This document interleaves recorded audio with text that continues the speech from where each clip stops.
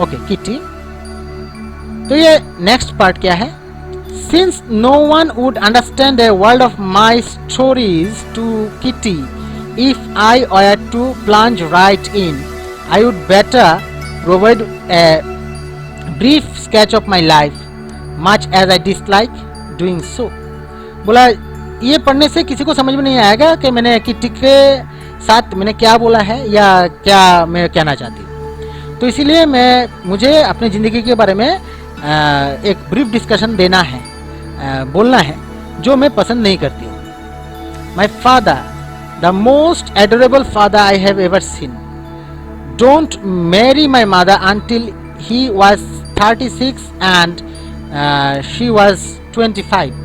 बोला मेरे पिताजी जो बहुत ही प्यारे पिताजी है, एडोरेबल बहुत ही प्यारे पिताजी है, वो उनके खुद के 36 साल का उम्र और मेरे माताजी का 25 साल का उम्र होने तक उन्होंने माताजी से शादी नहीं किया था। माई सिस्टर मैरगॉट या फिर Margot was born in Frankfurt in Germany in 1926। I was born on 12 June 1929। बोला मेरी बहन मार्गोट का जन्म हुआ जर्मनी के फ्रैंकफर्ट शहर पे। कहाँ पर जन्म हुआ? फ्रैंकफर्ट।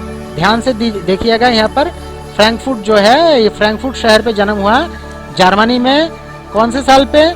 1926। ये जो साल है आपका, इसको ध्यान से देखना है, 1926।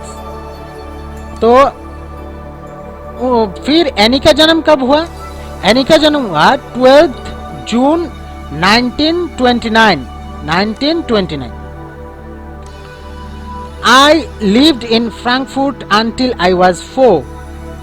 My father emigrated to Holland in 1933. उन्होंने बोला कि मेरा जब उम्र 4 साल का उम्र जब मैं नहीं हुआ था, तब तक मैं कहाँ पर रहती थी? तब तक मैं हॉलैंड पे रहती थी। तब तक मैं कहाँ पर रहती थी? फ्रैंकफर्ट में रहती थी। और 4 साल की उम्र के बाद उनके पिताजी क्या किया? हॉलैंड पे शिफ्ट हो गए। वो 1933 में। कौन से साल में? 1933। My mother Edith Hollander Frank went with him to Holland in September while Margot and I were sent to Aachen to stay with our grandmother. बोले उनके माताजी का नाम क्या था? उनके माताजी का नाम था एडिथ हॉलैंडर फ्रैंक, जो उनके पिताजी के साथ हॉलैंड पे रहने के लिए आ गई थी। लेकिन सितंबर महीने में, कौन से महीने में? सितंबर महीने में। लेकिन मार्गोट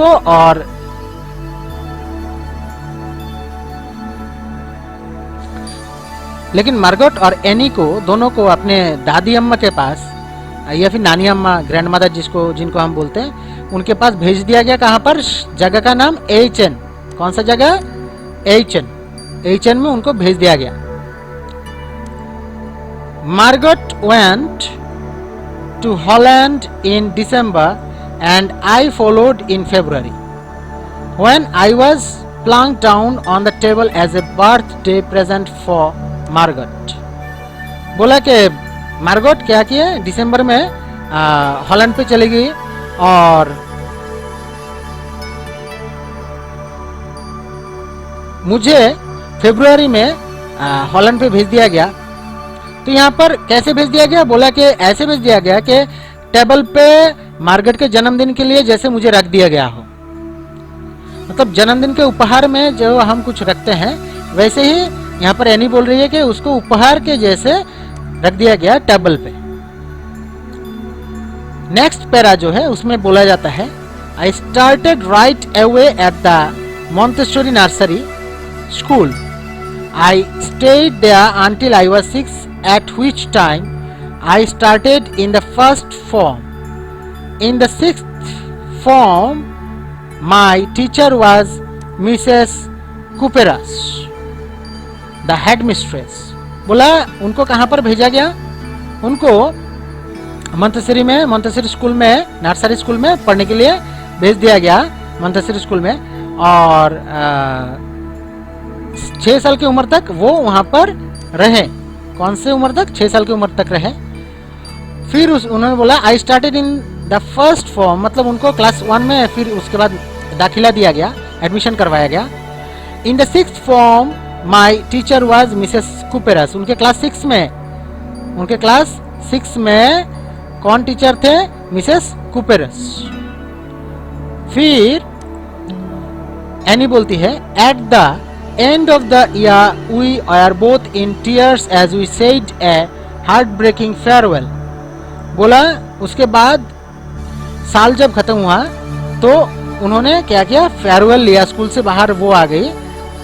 बोला ये फेयरवेल क्या था? हार्ट ब्रेकिंग था, मतलब बहुत ही दुख से भरा हुआ था। In summer of 1941 grandma fell ill and had to have an operation। बोला 1941 में उनके दादी जी का तबीयत खराब हो गया और वो ऑपरेशन के लिए उनको ले जाया गया। So my birthday passed with little celebration.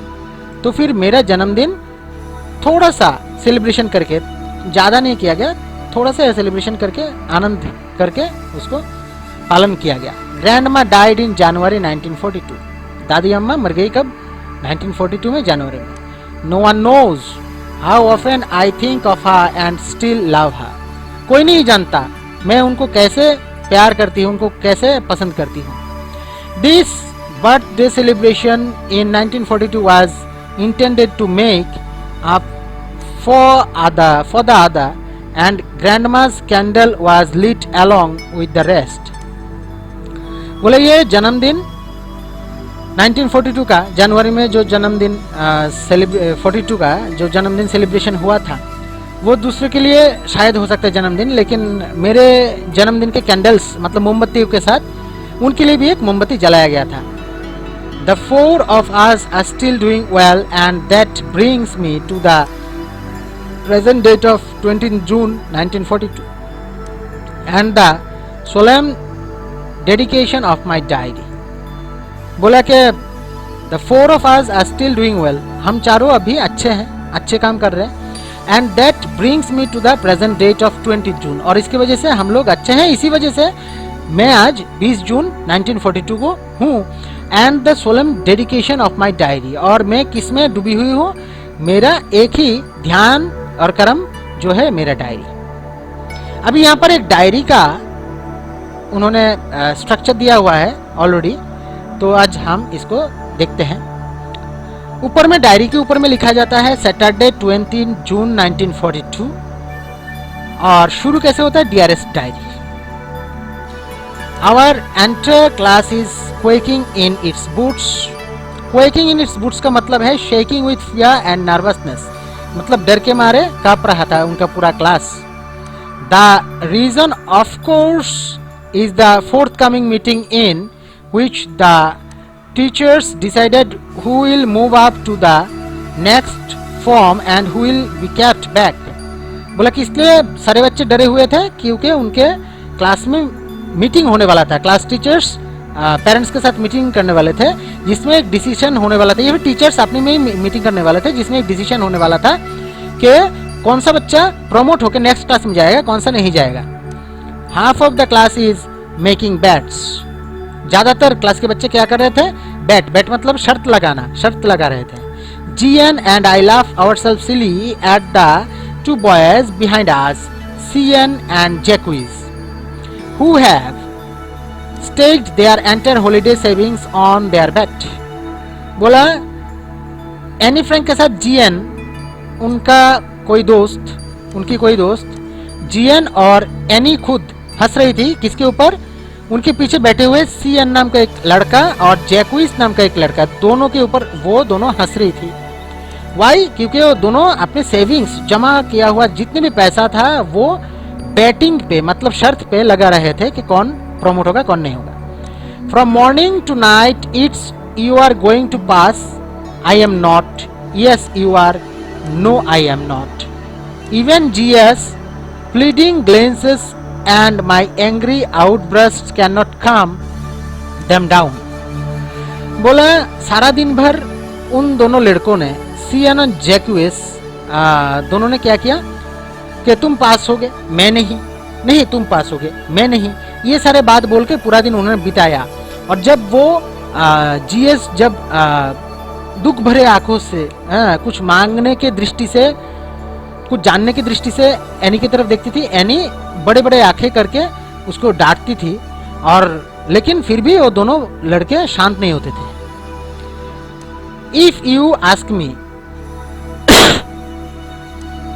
there are so many dummies that about a quarter of the class should be kept back, but teachers are the most unpredictable creatures on earth. बोला अगर आप मुझसे पूछते हैं, there are so many dummies that about a quarter of the class should be kept back. बोला इसमें इतने सारे गधे हैं इस क्लास में कि इस क्लास के क्वार्टर मतलब क्या होता है, 1/4, तो 1/4 बच्चों को हम क्लास में उनको रख सकते हैं, मतलब उनको फेल करवा दिया जा सकता है। लेकिन मैं गारंटी के साथ नहीं बोल सकती। क्यों? क्योंकि टीचर्स जो है इस पृथ्वी में सबसे अनप्रेडिक्टेबल क्रीचर है। इंसानों में दूसरों के बारे में बोला जा सकता है, लेकिन टीचर्स के बारे में कुछ भी नहीं बोला जा सकता, तो इसलिए ये इनके बारे में अनप्रेडिक्टेबल है वो। I am not so worried about my girlfriends and myself. We will make it. The only subject I am not sure about is maths. बोला मैं और मेरे लड़की दोस्त जो है उनके बारे में मैं तकरीबन श्योर हूँ, लेकिन सिर्फ एक सब्जेक्ट पे मैं श्योर नहीं हूँ कि इसमें मैं कितना मार्क्स लाऊंगी या पास करूंगी कि नहीं करूंगी, वो है मैथ्स, यानी कि अंक, गणित जिसको हम बोलते हैं। एनीवे जो भी हो, all we can do is wait. हम क्या कर सकते हैं? वेट कर सकते हैं। Until then we keep telling each other not to lose heart. और हम क्या कर सकते हैं? तब तक वेट करना होगा हम लोगों को जब तक हम एक दूसरे को बोलते रहेंगे कि दिल छोटा मत करो, दिल छोटा मत करो। I get along pretty well with all my teachers. मेरा संबंध हर एक टीचर से बहुत अच्छा है। There are 9 of them. उनमें अभी कौन है? 9 टीचर है, 7 men and 2 women। और 9 टीचर में 7 लड़के टीचर हैं और 2 लड़की टीचर हैं। Mister casing, the old foggy who teaches maths, was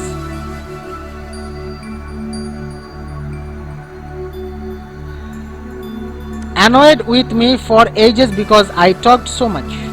बोला मिस्टर केसिंग, कौन सा नाम? मिस्टर केसिंग या फिर कीसिंग जो है वो मिस्टर केसिंग क्या है? वो फॉगी, फॉगी का मतलब यहाँ पर दिया गया है एन ओल्ड फैशन पर्सन, मतलब पुराने ढंग के इंसान थे वो, जो एनी से बहुत चिढ़ते थे। क्यों? क्योंकि एनी बहुत ज्यादा बात करती थी। आफ्टर सेवरल वार्निंग्स ही असाइंड मी एक्स्ट्रा होमवर्क। मुझे कुछ बार डांटने के बाद वो उन्होंने मुझे ज्यादा होमवर्क दे दिया। And easy on the subject A chatter box. उन्होंने क्या होमवर्क दिया? A chatter box. Chatter box बात करने वाला है जो बॉक्स होता है वो, इसके ऊपर उन्होंने काम दिया। A chatterbox. What can you write about that? I would worry about the letter. I decided.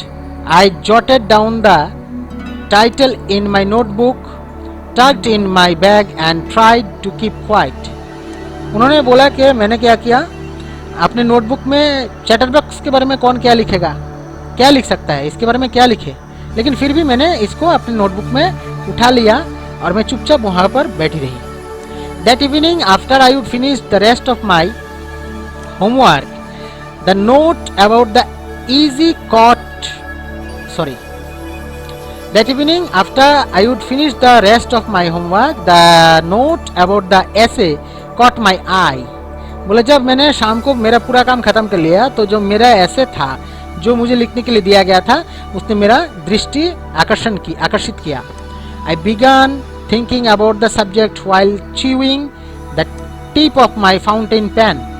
Fountain pen मतलब है जो इंक का पेन होता है, पहले जमाने का जो पेन होता था, आजकल का बॉल पेन नहीं है। वो फाउंटेन पेन का जो पिछले वाला हिस्सा है उनको वो चबाने लगी और सोचने लगी कि क्या लिखा जा सकता है। Anyone could ramble on Hello from above.